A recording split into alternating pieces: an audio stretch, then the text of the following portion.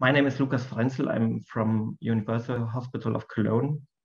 I'm a clinician scientist there and working on resistance mechanisms in CLL. And today we're going to talk about double refractory CLL, so meaning refractory to BTK inhibition and BCL2 inhibition. And I think when talking about that, we first need to define what that means. Because in our patients so far, we do not have a double treatment at the same time, but it's a more sequential treatment. Typically if we first start with the BTK inhibitor, or we might also start now with the BCL2 inhibitor in combination with a CD20 antibody, and treat the patient until it relapses in terms of a BTK inhibitor, or in a timely limited fashion with the BCL2 inhibitor.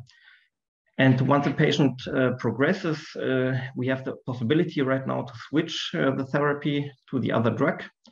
And I think there are many possibilities on the way before a patient becomes double refractory. For example, once a patient is treated with BCL2 inhibitor, we know that these remissions are very long-lasting in most of the patients.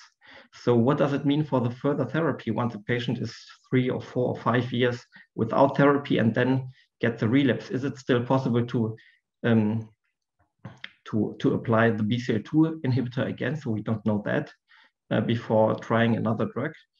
For sure, we can then use BTK inhibitor, and that might also be very efficient for a longer time. So this is a possibility. On the other hand, of course, starting with the BTK inhibitor, we have always the possibility to then switch to BCL2 inhibitor in the time of a relapse. And so these are the possibilities that we have so far to treat patients for a very long time, several years. And I think the real double refractory patients we want to talk about today might come up in the next years when we start first-line treatment using both inhibitors at the same time. So that could, we don't know, that could be a challenging time then, how to overcome this resistance.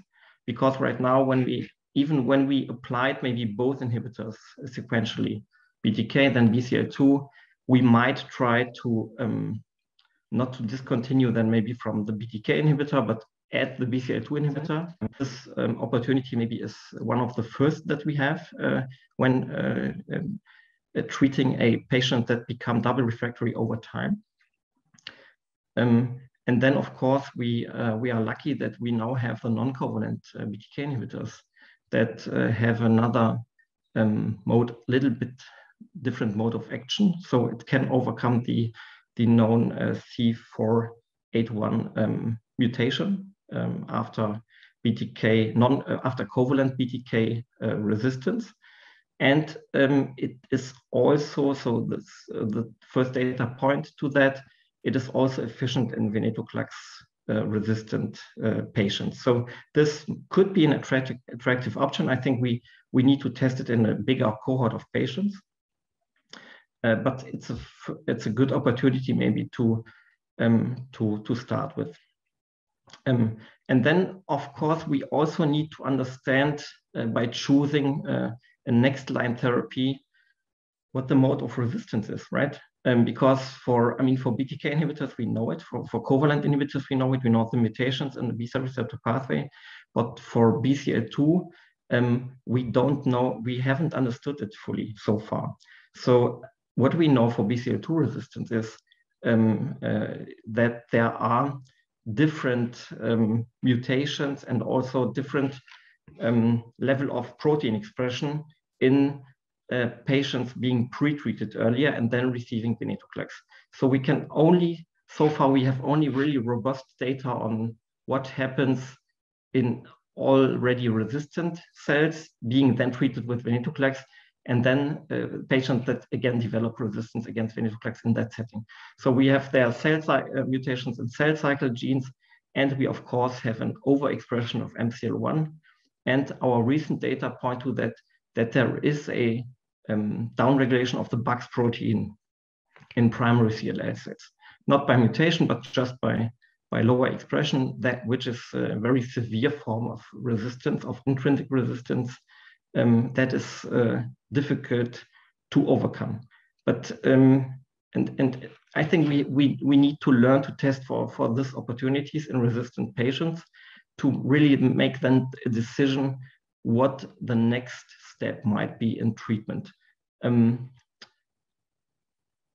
I think when we understand what happens after BCL2 resistance, it's then easier for us to make maybe the best decision for the patient. And here I think there is still some space for MCL1 inhibitors. I know they are very toxic and the trial stopped, but I think we need to try to target MCL1 because it's one of the major causes of resistance after venetoclax failure. And what we know from our experiments in the laboratory is that these cells are highly sensitive to MCL1 inhibitors.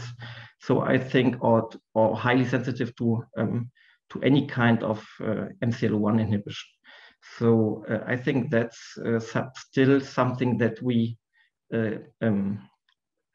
should work on. And then there is, of course, the opportunity to overcome double-refractory patients with cellular therapies. I mean, something like CAR T cells or bispecific antibodies or allogeneic stem cell transplantation, because these therapies utilize a different mode of cell death, right? Once cell become intrinsic resistant, you can still try to kill it via an extrinsic apoptosis mechanism, like a cellular therapy typically do this. So to sum it up, we need to define a good sequence for our patients, how to treat them with a very efficient first-line therapy, BTK or BCL2 inhibitors. And maybe it's worth to define what is best, maybe to start with the time-limited therapy, followed by BTK inhibitors, or the other way around. I think this needs to be defined if this is important to know. And then I think we need to do a lot of bigger trials on relapsed patients after first relapse, maybe, to really understand what the best sequence is. And we really need to improve our knowledge on cellular therapies and make them more efficient. And as I mentioned, I think there is still space for MCL1 inhibition in that scenario. So thank you very much for listening.